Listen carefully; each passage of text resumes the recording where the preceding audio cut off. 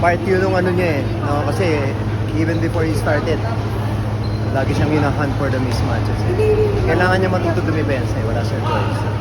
Pero hindi pwedeng maging battle for him yun eh, na maging one-on-one yung game. Kailangan maintindihan niya. Pag nasutan siya, kailangan niya mag-response ng one-on-one to prove themselves na mas better siya. Hindi ganun eh, kailangan team concept pa rin. Yun yung unang process. Pangalawa, kailangan niya dumipensa on its own. Yun lang yun. So what do you think, ano yung advice mo sa kanya to as a smaller guard? Marami namang technique kasi na pwede eh.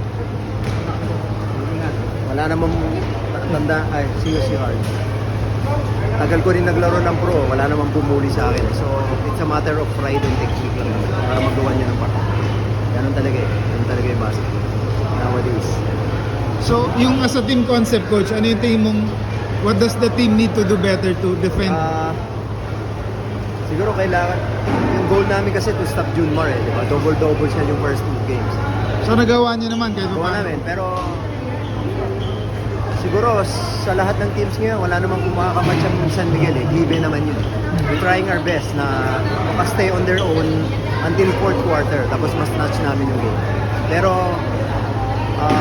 toe-to-toe, personnel for personnel, wala kaming chance. Never naman humina ang San Miguel even before my time.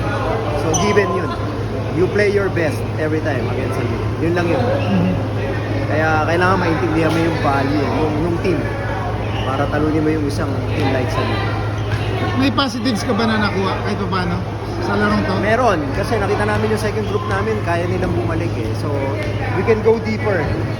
Hopefully, makita ni Coach Tim yun.